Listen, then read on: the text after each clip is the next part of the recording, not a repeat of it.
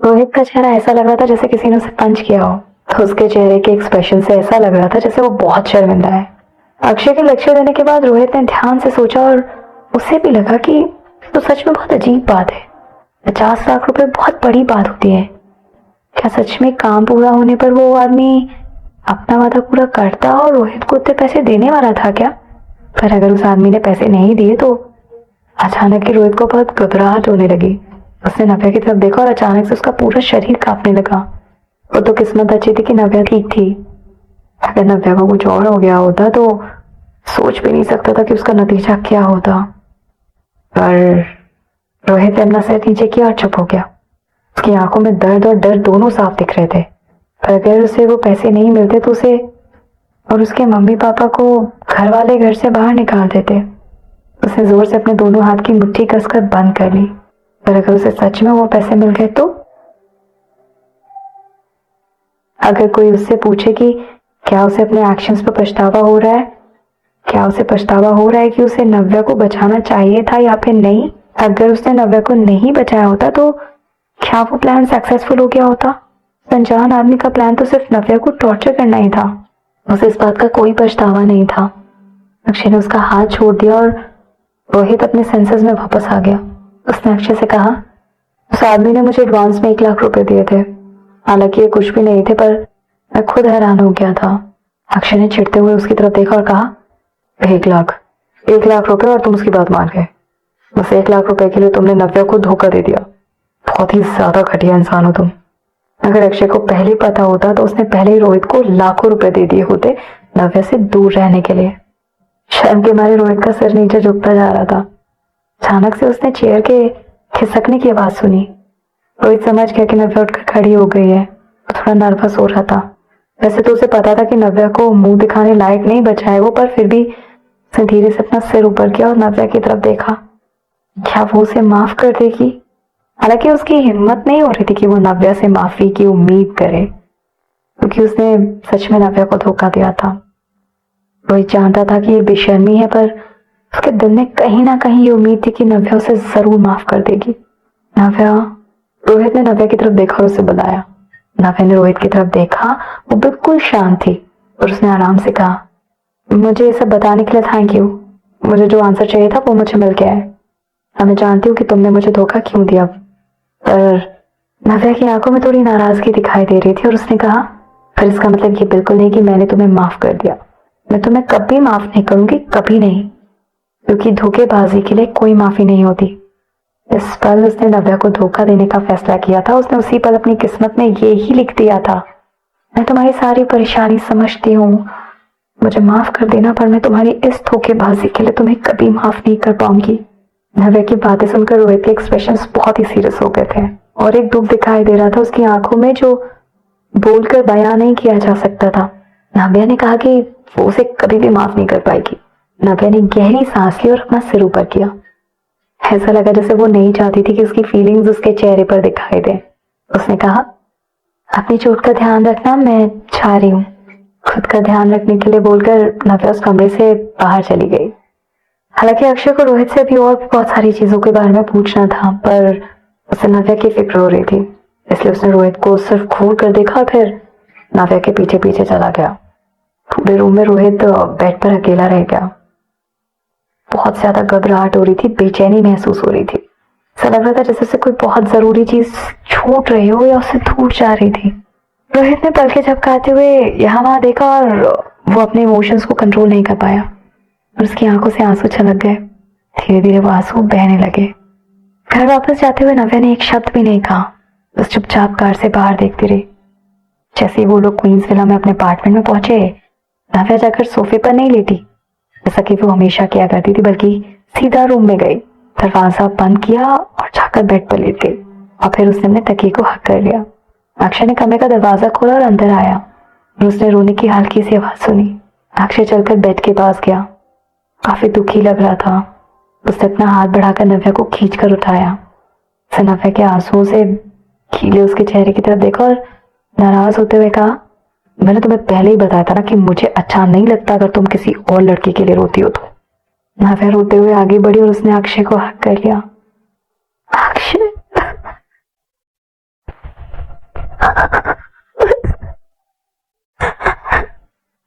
हालांकि वो समझ रही थी कि रोहित ने जो भी कुछ किया उसके पीछे उसकी बहुत बड़ी मजबूरी थी, पर फिर भी उसे बहुत बुरा लग रहा था, बहुत ज्यादा बुरा।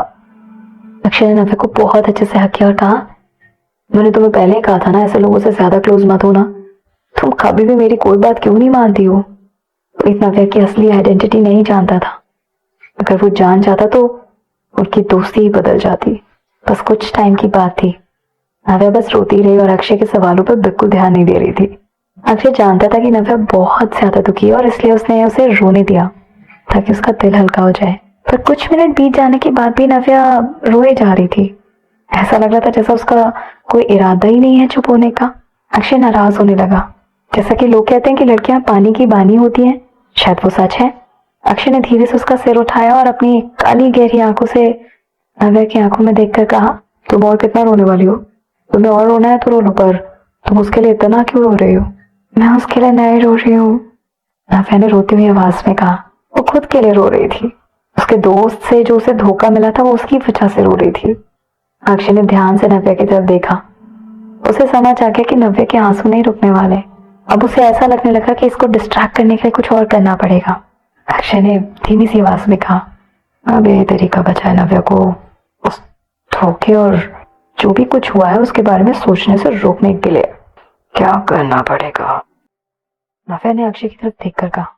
क्या करना पड़ेगा? हाँ, नव्या ने अक्षय की तरफ देखकर पूछा। उसे कुछ समझ नहीं आ रहा था कि अक्षय आखिर क्या बड़बड़ा रहा है। अक्षय ने अपने दोनों हाथों से नव्या का चेहरा पकड़ा। उसका हैंडसम चेहरा धीरे धीरे नव्या के करीब आ गया और बिल्कुल उसके सामने आकर रुक गया।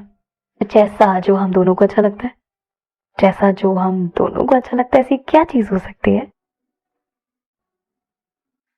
इससे पहले कि नव्या रिएक्ट कर पाती, अक्षय के होठ नव्या के बिल्कुल सामने थे। वो एकदम से आगे बढ़े और नव्या को किस कर लिया। नव्या शॉक हो गई, पर उसने अक्षय को पीछे धक्का नहीं दिया, बल्कि उसने अपनी आंखें बंद कर ली। नव्या का पूरा शरीर कांपने लगा। उसे ऐसा महसूस हो रहा था जैसे उसकी बॉडी में करंट दौड़ रहा हो। हालांकि इससे पहले भी कई बार अक्षय ने नव्या को किस किया था, पर फिर भी इस बार उसे अपने दिल में गुदगुदी सी महसूस हो रही थी। उसके दिल की धड़कनें तेज हो गई थी। पहले तो नव्या किस को एंजॉय कर रही थी, पर फिर उससे और बर्दाश्त नहीं हुआ और उसने अक्षय को रोक दिया। आखिरकार अक्षय ने नव्या को छोड़ दिया। अक्षय ने नव्या को बेड पर लिटाया और धीरे धीरे उसके पास जाकर अपने हाथों से नव्या का चिन ऊपर किया और उसे फिर से किस किया। अक्षय किस करते हुए धीरे धीरे नव्या की गर्दन के पास पहुंच गया और वहां पर किस किया। उसके बाद अक्षय ने धीरे धीरे नव्या की कॉलर बोन पर किस किया। ऐसा लग रहा था जैसे वो नव्या पर अपनी निशानी छोड़ना चाहता था। नव्या को हल्की गुदगुदी होने लगी। थोड़ा नाराज होते हुए नव्या ने अक्षय की तरफ देखा। उसने अक्षय से कहा, क्या कर रहे हो तुम? नव्या का चेहरा लाल होता जा रहा था। उसने देखा कि उसके गले पर लाल निशान हो गए। तुम, मैं इस तरह से कैसे बाहर जाऊंगी अब? अक्षय की काली गहरी आंखें और भी ज्यादा सीरियस हो गई और उसने धीमी सी आवाज में कहा, तो फिर अब बाहर मत जाना। तुम्हें पता है ना मैं अभी क्या सोच रहा हूँ? क्या? नव्या को थोड़ा अजीब महसूस हुआ। वो समझ नहीं पा रही थी कि अक्षय आखिर क्या करना चाहता है। अक्षय ने नव्या को किस करते हुए धीमी आवाज में कहा, मैं सोच रहा था कि तुम्हें कमरे में बंद कर दूं ताकि तुम कहीं बाहर ना जा सको और ना ही किसी से मिल पाओ। इससे तुम्हें कोई खतरा भी नहीं होगा और फिर मुझे तुम्हारी फिक्र भी नहीं होगी और ना ही तुम्हारे लिए डर लगेगा, है ना? पहले अक्षय को नव्या के लिए जो घबराहट हो रही थी और जिस तरह से वो पैनिक कर रहा था, उसकी वजह से अक्षय का दिल अभी बहुत परेशान था। अक्षय का बस चलता तो वो नव्या को अपनी पॉकेट में रखकर घूमता ताकि वो जहां जाता नव्या उसके साथ रहती, उसकी नजरों के सामने भी रहती ऐसे नव्या, और उसे किसी तरह का कोई खतरा भी नहीं होता। नव्या ने कभी सपने में भी नहीं सोचा था कि अक्षय ऐसा कुछ कहेगा। उसे समझ आ रहा था कि अक्षय उसकी कितनी फिक्र करता है। तो नव्या को अक्षय की आवाज में एक डर भी महसूस हो रहा था, जिसकी वजह से नव्या को बहुत बुरा लग रहा था। वो जानती थी कि जब वो किडनैप हो गई थी तो अक्षय कितना ज्यादा परेशान हुआ होगा और कितना पैनिक कर रहा होगा सिर्फ उसे ढूंढने के लिए। नव्या ने अपना हाथ उठाया और अक्षय के सिर को हक किया। आई एम सॉरी, मेरी वजह से तुम्हें फिर से इतना परेशान होना पड़ा। I am really sorry. Akshay ने नव्या का हाथ हटाया और आगे झुककर फिर से नव्या के लिप्स पर किस किया। फुथू, तुम क्यों माफी मांग रही हो? जो कुछ भी हुआ है उसमें तुम्हारी कोई गलती नहीं है। दरअसल जिस इंसान की गलती थी वो था अक्षय, मतलब यानी कि मैं। मुझे तुम्हें ऐसे घर पर अकेला छोड़कर नहीं जाना चाहिए था। वैसे भी अक्षय ने इंटरनेट पे पढ़ा था कि जब लड़कियों को पीरियड्स होते हैं तो उन्हें मूड स्विंग्स होते हैं।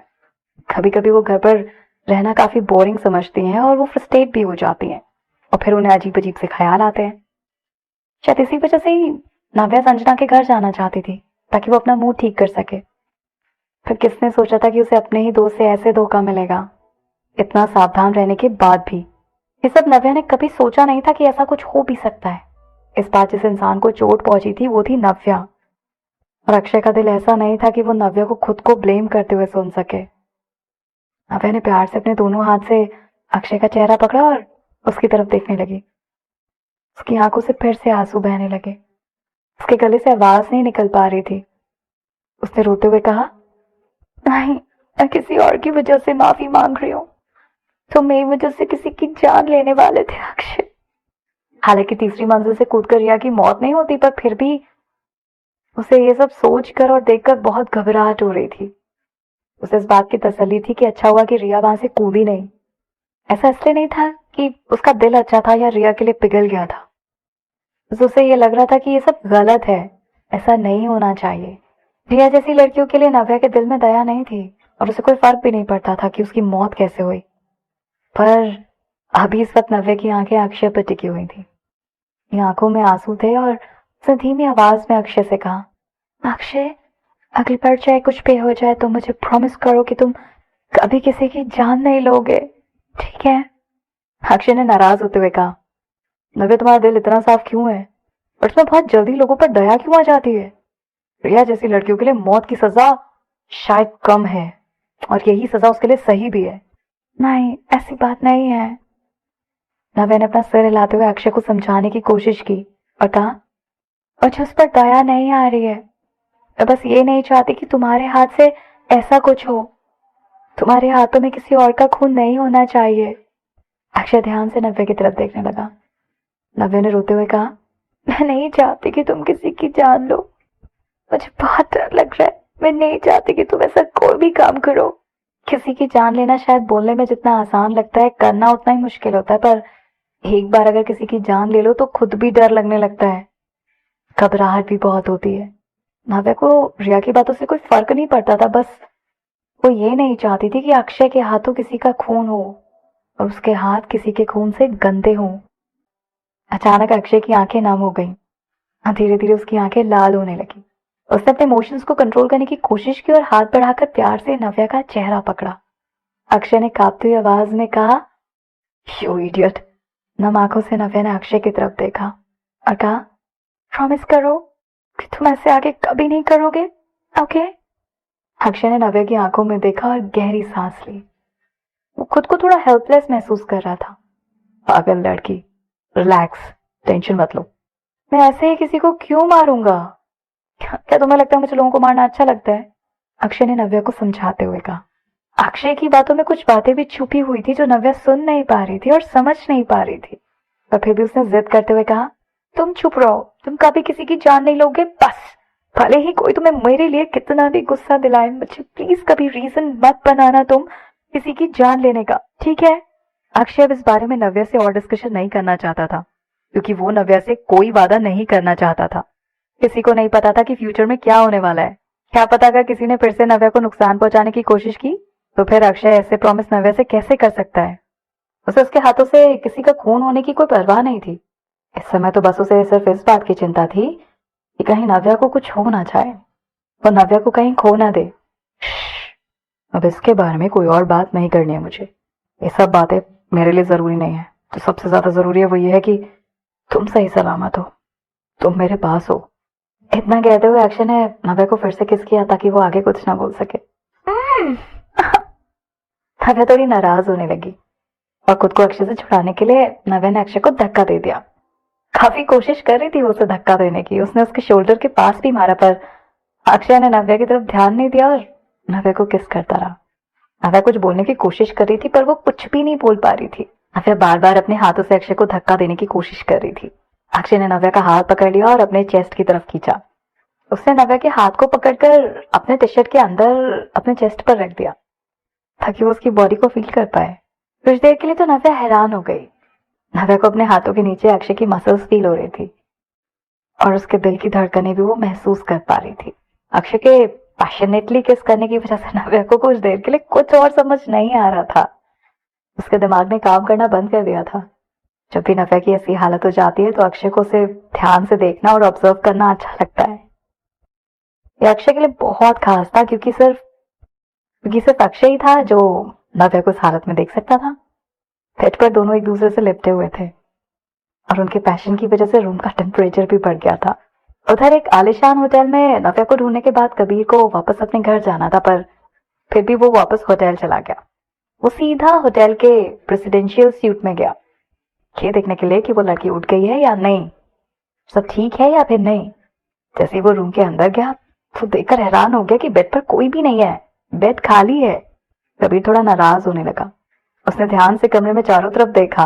उसने देखा कि बाथरूम नीचे जमीन पर पड़ा था, उसके साइड में रखा हुआ ड्रेस भी गायब था। इसका यही मतलब हुआ कि वो लड़की उठ चुकी है और पहले यहाँ से जा चुकी है। कबीर को समझ नहीं आ रहा था कि आखिर क्यों उसे अच्छा नहीं लग रहा था। वो बहुत दुखी था। वो पहले से ही जानता था कि ऐसा ही होने वाला है। जो कुछ भी उस लड़की के साथ हुआ था उसके बाद वो वहां कैसे रुक सकती थी। हो सकता है कि वो जल्दी से अपने घर वापस चली गई होगी। कबीर ने कमरे में चारों तरफ नजर घुमाई और फिर गहरी सांस ली। उसे समझ नहीं आ रहा था कि आखिर उसे क्या हो गया था और वो वहां क्यों चला आया। कबीर कमरे से बाहर निकला और दरवाजा बंद कर दिया। दूसरी तरफ होटल के सेकंड फ्लोर के एक रेस्टोरेंट में इशिका आराम से बैठकर अच्छा अच्छा खाना एंजॉय कर रही थी। जैसे ही उसका खाना खत्म हुआ उसने पे करने के लिए अपना हाथ उठाया। एक वेट्रेस चलकर इशिका के पास आई। इशिका की ब्यूटी देखकर उस वेट्रेस की आंखों में भी जलन दिखाई दे रही थी, पर फिर भी उसने अपने चेहरे पर स्माइल रखते हुए धीरे से कहा, मिस, आपका टोटल बिल है 3500 रुपए। इशिका ने कहा, ठीक है। इतना कहकर इशिका ने अपना हाथ साइड में बढ़ाया और अपना बैग लिया। तब उसे ध्यान आया कि बैग तो पहले ही खो गया था। इसका मतलब इस समय उसके पास एक भी पैसे नहीं थे। इशिका थोड़ा ऑकवर्ड हो गई थी और वो अपने ड्रेस में पैसे ढूंढने का नाटक करने लगी, पर उसके ड्रेस में कोई भी पॉकेट नहीं था, इसलिए ड्रेस में से पैसे मिलने की कोई उम्मीद नहीं थी। उसे इतनी जोर से भूख लग रही थी कि जब वो कमरे से बाहर निकली वो बस जल्दी से कुछ खाना चाहती थी, इसलिए वो जल्दी से खाना खाने चली गई और वो भूल गई कि उसके पास बिल्कुल पैसे नहीं है।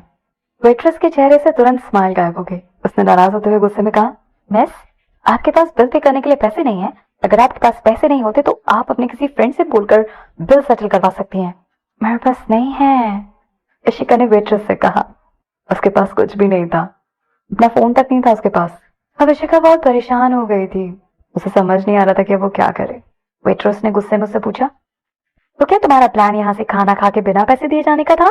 हाँ, तो मैं इशिका भी ये बताने वाली थी कि वो इस होटल में रह रही थी और क्या हुआ कि तभी उस वेट्रेस ने चिल्लाना शुरू कर दिया और किसी को बुलाने लगी, मैनेजर, मैनेजर, यहाँ कोई है जो बिना पैसे दिए खाना खाकर भागने की कोशिश कर रहा है। इशिका ये सुनकर हैरान हो गई। वहां बैठे बाकी लोग भी मुड़कर इशिका की तरफ देखने लगे। इशिका को बहुत शर्मिंदगी महसूस हो रही थी। अचानक वो इतनी ज्यादा घबरा गई थी कि उसे कुछ समझ नहीं आ रहा था कि वो क्या करे। वो जल्दी जल्दी समझाने की कोशिश करने लगी, मैं यहाँ से खाना खाकर बिना पैसे दिए भागने का कोई प्लान नहीं बना रही थी। वो तो बस मेरे पास पैसे नहीं थे। ट्रस्ट मी, मैं यहाँ से भागने वाली नहीं थी। वेट्रेस ने गुस्से में कहा, पैसे नहीं थे? इसका तो यही मतलब होता है कि बिना पैसे दिए खाना खाना और तुम खाना खाकर यहाँ से भागने वाली थी, है ना? ये सुनकर इशिका चुप हो गई। ऐसा, वैसे जो बात वो वेट्रेस बोल रही थी वो सही थी। अगर वो खाना खाकर उसके पैसे नहीं देती तो ये तो डाइन एंड डैश ही होता ना, राइट? उसके पास कोई जवाब नहीं था और वो चुपचाप अपनी जगह पर खड़ी रही। मैनेजर अपने साथ कुछ और लोगों को भी लेकर आया था। सब चारों तरफ से इशिका को घेर कर खड़े हो गए और उनके बीच में इशिका खड़ी थी। उसे ऐसा लग रहा था जैसे सब उसे जज कर रहे हैं और उसे बहुत अजीब लगने लगा। इशिका बहुत खूबसूरत है और उसकी खूबसूरती को देखकर वहां खड़े मेल वेटर्स भी शॉक हो गए। उसे देखकर उन सबका दिल पिघल गया। मैनेजर, जिसके एक्सप्रेशंस बहुत ज्यादा सीरियस थे, जैसे ही उसने इशिका को देखा तो तुरंत उसके एक्सप्रेशंस बदल गए। उसने स्माइल करते हुए इशिका से पूछा, मिस, क्या कोई प्रॉब्लम हो गई है? आप डाइन एंड डैश करने की कोशिश क्यों कर रही हैं? इशिका ने अपना सिर नीचे कर लिया और उसे समझाने लगी, मैं जानबूझकर ऐसा नहीं करी थी, एक्चुअली मेरा बैग चोरी हो गया है। आज से पहले कभी उसके साथ ऐसा कुछ नहीं हुआ था और उसे समझ नहीं आ रहा था कि वो क्या करे और इसलिए वो चुपचाप खड़ी होकर बस चारों तरफ देख रही थी। मैनेजर ने कहा। मिस, अगर आप सच में। तभी एक आदमी उनके पास चलकर आया और मैनेजर की बात बीच में रोक दी। उसने इशिका की तरफ देखा और मैनेजर से कहा, ये मेरी गर्लफ्रेंड है, मैं इसकी हेल्प कर देता हूँ बिल सेटल करने में। इतना बोलते हुए उसने बिल लिया और उसका अमाउंट देखकर अपने वॉलेट में से पैसे निकालकर उस वेट्रेस को दे दिए। वेट्रेस को उम्मीद नहीं थी कि इस तरह अचानक से कोई आकर इशिका की मदद करेगा। वो ये देखकर थोड़ा चिढ़ गई। हालांकि मैनेजर को उसकी बात पर भरोसा नहीं हो रहा था, पर फिर भी उसने कहा, थैंक यू सर। अचानक उस आदमी ने अपना हाथ इशिका के कंधे पर रखा और स्माइल करते हुए कहा, चलो चलते हैं। इशिका को थोड़ा अनकंफर्टेबल महसूस हो रहा था और उसने उसका हाथ हटाने की कोशिश की। मेरी हेल्प करने के लिए थैंक यू, पर क्या आप तो मुझे छोड़ोगे? मुझे ऐसे मेल स्ट्रेंजर्स से ज्यादा क्लोज होने की आदत नहीं है। उस आदमी ने स्माइल करते हुए कहा, ये क्या बकवास कर रही हो तुम? मैं तुम्हारा बॉयफ्रेंड हूँ, मैं कोई स्ट्रेंजर कैसे हो सकता हूँ? इशिका की आंखें खुली की खुली रह गईं। उसने हैरान होकर कहा, बॉयफ्रेंड? तुम मेरे बॉयफ्रेंड नहीं हो? इशिका को लग रहा था कि वो बस सिचुएशन से उसे बचाने के लिए बॉयफ्रेंड गर्लफ्रेंड का नाटक कर रहा है, पर उसे बाद में समझ आया कि उसका इरादा कुछ और ही था। अच्छा बेब, अब गुस्सा थूक दो, अब मान जाओ, झगड़ा खत्म कर दो। इतना कहकर वो इशिका के करीब आया तो लगा जैसे वो उसे किस करने वाला था। इशिका घबरा गई और अपना हाथ झटकते हुए उसने उसे दूर करने की कोशिश की। उसने अपनी ऊंची आवाज करके कहा, ये क्या कर रहे हो तुम? मैं तुम्हें जानती भी नहीं हूँ। बेबी, क्या तुम अभी नाटक बंद करोगी? उस आदमी ने जानबूझकर यह स्टेटमेंट दिया। जैसे ही इशिका उस आदमी का हाथ छुड़ाकर दूर गई, उस आदमी को लगने लगा कि शायद वो वहां से भाग जाएगी, इसलिए उसने झट से अपना हाथ बढ़ाकर इशिका का हाथ जोर से पकड़ लिया। डियर, मुझे पता है कि मेरी गलती है, मुझे याद रखना चाहिए था कि तुम्हारा बर्थडे है। पता नहीं मैं कैसे भूल गया। क्या हम अपने रूम में वापस जाकर सेलिब्रेट कर सकते हैं? ओ प्लीज, अब और गुस्सा मत हो और मुझे गुस्सा मत दिलाओ। उस आदमी ने बहुत इमोशनल होकर ये सब कहा और सभी लोगों को लगने लगा कि वो सच बोल रहा है। इशिका भी उसकी एक्टिंग देखकर हैरान हो गई। वो काफी शॉक थी। अगर वो भी वहां से गुजर रही होती तो ऐसी एक्टिंग देखकर उसे भी भरोसा हो जाता। इशिका अपने सेंसेस में वापस आई, खुद को संभाला और जल्दी से अपना हाथ उसके हाथ से छुड़ाते हुए बोली, तुम जाने दो मुझे, बंद करो ये सब। प्लीज हेल्प, मैं इसकी गर्लफ्रेंड नहीं हूँ, मैं सच में इसकी गर्लफ्रेंड नहीं हूँ। इशिका बहुत ज्यादा घबरा गई थी। वो इतनी समझदार तो थी कि वो समझ गई थी कि वो मुसीबत में फंसने वाली है। ये आदमी उसे किडनैप करने वाला था। ऐसे कई सारे सिचुएशंस की खबरें आई थी अमेरिका में। वो आदमी फिर से उसे मनाने के लिए बोलने लगा, डियर, अब तो सब खत्म करो, मुझे बुरा लग रहा है, प्लीज, इट्स गेटिंग ओवर। इतना कहकर उस आदमी ने इशिका को अपनी बाहों में खींचने की कोशिश की। मैं सच में तुम्हें नहीं जानती, छोड़ो मुझे, लीव, इशिका ने चिल्लाते हुए कहा और वो घबराहट के मारे रोने लगी। तब तक वो आदमी पहले से ही इशिका को रेस्टोरेंट के दरवाजे पर ले आया था। रेस्टोरेंट में जितने भी लोग थे उन्हें देखकर ऐसा बिल्कुल नहीं लग रहा था कि वो लोग इशिका की मदद करने के लिए आगे आने वाले हैं। वो लोग ऐसे देख रहे थे जैसे किसी कपल को वो लड़ते हुए देख रहे हैं। इशिका चिल्लाती रही, हेल्प, कोई हेल्प करो मेरी, मैं सच में इस आदमी को नहीं जानती, मैं इसकी गर्लफ्रेंड नहीं हूँ। पर कोई सुन ही नहीं रहा था। बस अब जाने दो, अपने रूम में चलकर आराम से बात करते हैं, ठीक है? अब चिल्लाना बंद करो, यहाँ बहुत सारे लोग हैं, तमाशा करना बंद करो। वो आदमी बोलता रहा। वो बस उसे खींचकर दरवाजे से बाहर जहाँ एलिवेटर था वहां लेकर आने वाला था। एक बार वो इशिका को एलिवेटर पर लेकर चला गया तो फिर उसे बचाने वाला कोई नहीं था। इशिका इतना ज्यादा घबरा गई थी कि उसकी आंखों से आंसू बहने लगे थे। तभी जो आदमी इशिका को खींचकर ले जा रहा था वो अचानक एक सामने से आ रहे इंसान से टकरा गया। तुम यहाँ आओ, एक कोल सी आवाज सुनाई दी। इशिका हैरान हो गई। जैसे उसने एक जानी पहचानी आवाज सुनी, उसने तुरंत अपना सिर ऊपर किया। इशिका को अपनी आंखों के सामने कबीर खड़ा हुआ दिखाई दिया। उसे ऐसा लगा जैसे कोई उसे बचाने के लिए आ गया है। उसकी आंखें खुशी से चमक उठी। उसने जोर से चिल्लाते हुए कहा, प्लीज मुझे बचाओ, ये वैसे नहीं जानती पर ये मुझे किडनैप करने की कोशिश कर रहा है, प्लीज हेल्प मी, प्लीज मुझे बचाओ। उस आदमी को लगा कि शायद उसे कबीर से कोई खतरा हो सकता है। उसके एक्सप्रेशन तुरंत सीरियस हो गए और उसने कहा, ये मेरी गर्लफ्रेंड है और हम दोनों के बीच में तुम्हें बोलने का कोई हक नहीं है।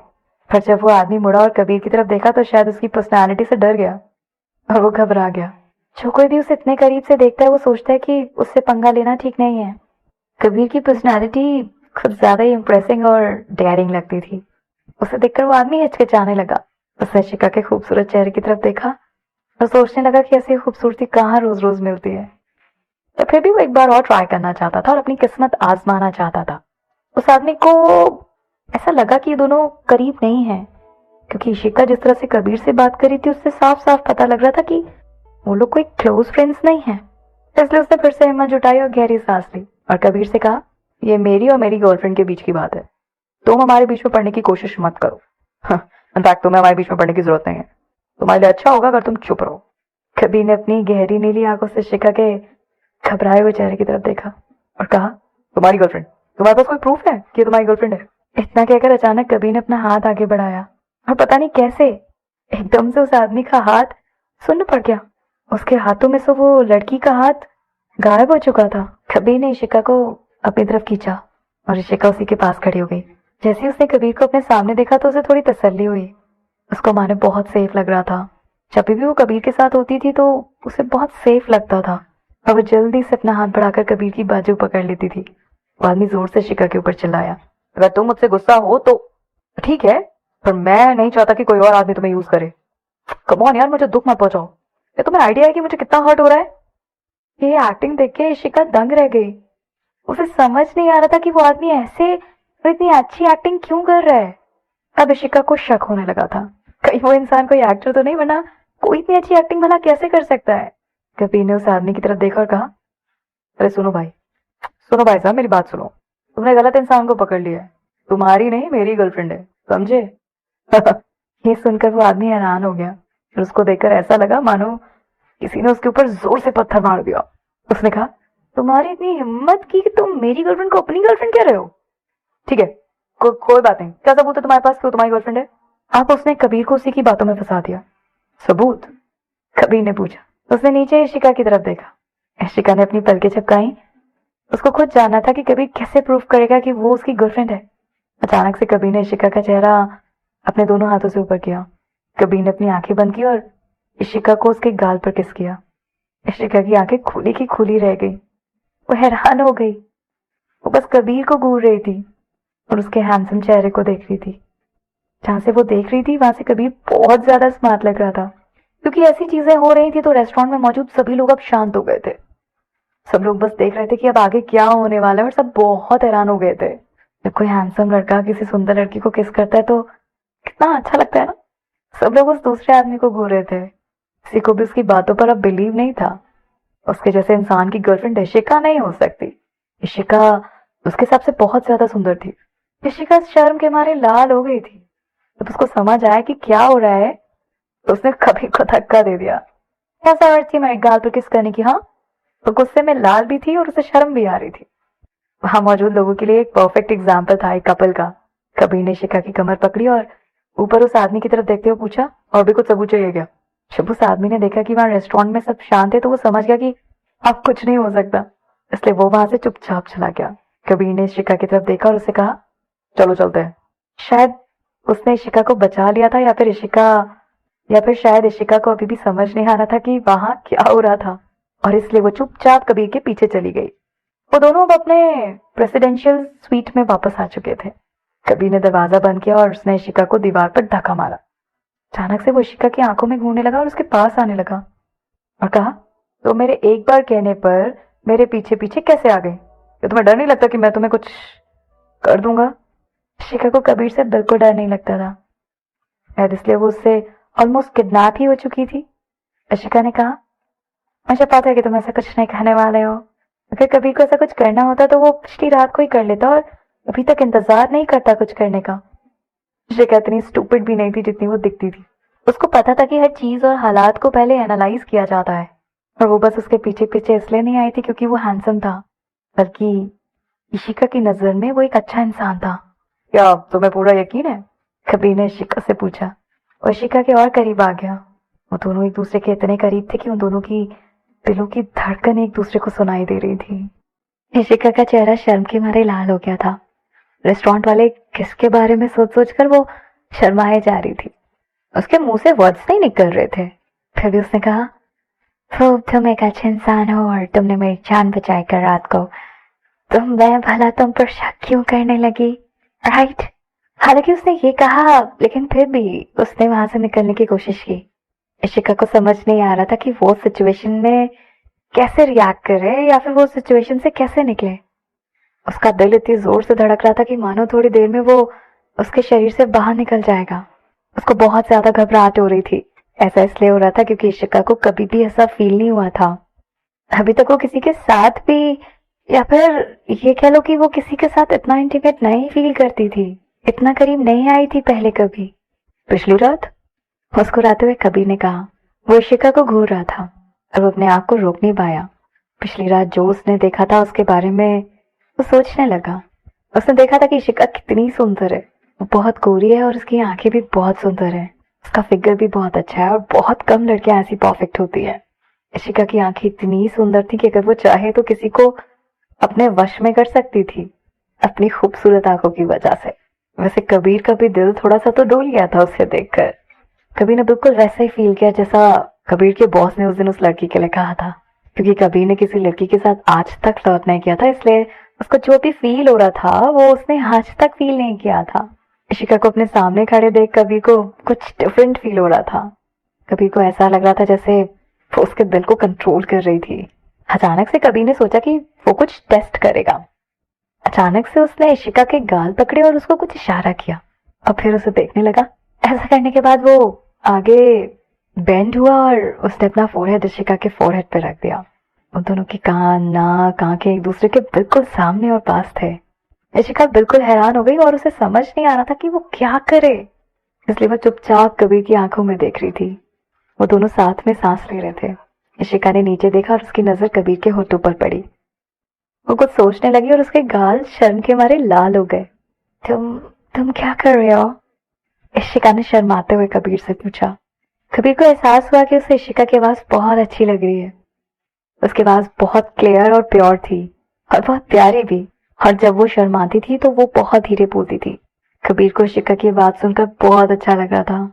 कबीर को उसे बहुत तंग करने का मन कर रहा था। ऑलमोस्ट सारे लड़के ऐसी शरारत करते हैं और कबीर भी उनमें से एक था। अचानक उसने धीमी आवाज में कहा, देखो तुम गलत थी। ये सुनकर इशिका थोड़ी हैरान हो गई और बोली, क्या? मैं किस चीज में गलत थी? वो लोग पास क्यों नहीं आ रहे थे? बैठकर बात क्यों नहीं कर रहे थे? जबकि वो दोनों एक दूसरे के बहुत करीब थे। इशिका अब शर्माने लगी थी। माना कि उन दोनों के बीच में अभी भी थोड़ी सी जगह बची थी, लेकिन अगर वो उसी पोजीशन में बात करेंगे तो जाहिर सी बात है कि वो एक दूसरे के और करीब आ जाएंगे।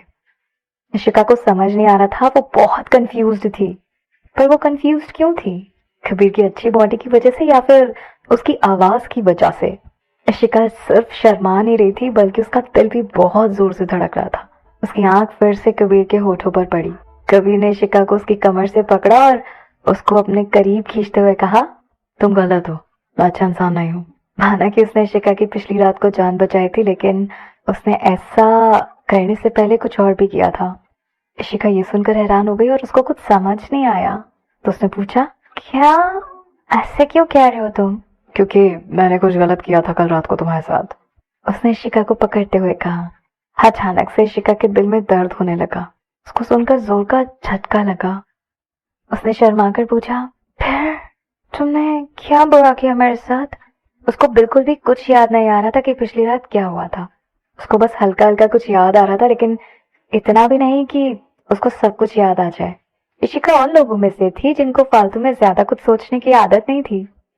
अब क्योंकि वो ठीक थी और उसको कोई चोट भी नहीं आई थी, इसलिए वो भूल गई थी पिछली रात के बारे में। कबीर ने इशिका की सुंदर सी आंखों में देखा और कहा, तो फिर मैं तुम्हारे लिए एक्टिंग करके दिखाऊं? ऐसा कहते ही कबीर ने उसकी कमर पकड़ ली। इशिका घबरा गई और उसने डर के मारे अपने दोनों हाथ कबीर की गर्दन पर रख दिए और कहा, तो तुम क्या कर रहे हो? कबीर ने उसको उठाया और अंदर जाकर उसे बेड पर लेटा दिया। अरे ये क्या? इशिका फटाक से बेड से उठ गई, लेकिन कबीर बहुत स्ट्रांग था, इसलिए इशिका के पास और कोई चारा नहीं था बेड पर लेटे रहने के अलावा। वो बस कबीर को घूर रही थी। तुम क्या करने की कोशिश कर रहे हो? क्यों कर रहे हो? क्योंकि वो दोनों एक दूसरे के इतने पास थे, इसलिए इशिका का दिल अब बहुत जोर जोर से धड़क रहा था। उसके सामने जो आदमी था वो बिल्कुल एक राजा की तरह लग रहा था और बस उसकी एक नजर से वो किसी को भी अपने ऊपर फिदा कर सकता था। वो तो एक नशे की तरह था। पिछली रात मैंने ये किया था तुम्हारे साथ।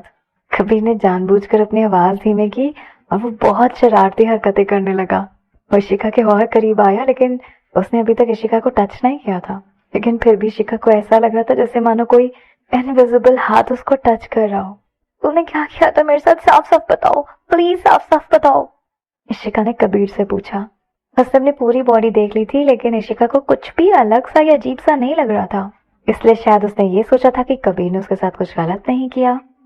राइट? उसने तुरंत कहा, नहीं तुमने कुछ नहीं किया, आई नो। कबीर ऐसा सुनकर मुस्कुराने लगा।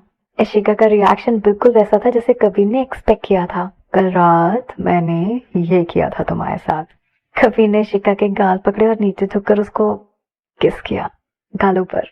जब कबीर ने ऐसा किया तो इशिका एक पल के लिए फ्रीज हो गई थी, लेकिन फिर उसको महसूस हुआ कि उसको ये अच्छा लगा। दोनों एक दूसरे के साथ बहुत कंफर्टेबल फील कर रहे थे। थोड़ी देर के बाद इशिका ने कबीर को वापस पीछे धकेला क्योंकि उसको बहुत शर्म आ रही थी। नहीं, इशिका का चेहरा शर्म के मारे बिल्कुल लाल हो गया था। ये जो हुआ अभी वो तुमने किया कल? जो अभी अभी हुआ था वो इशिका के लिए बहुत ज्यादा था। उसने आज तक कोई ऐसी चीज नहीं की थी अभी तक, और ना ही किसी को अपने साथ कुछ करने दिया था।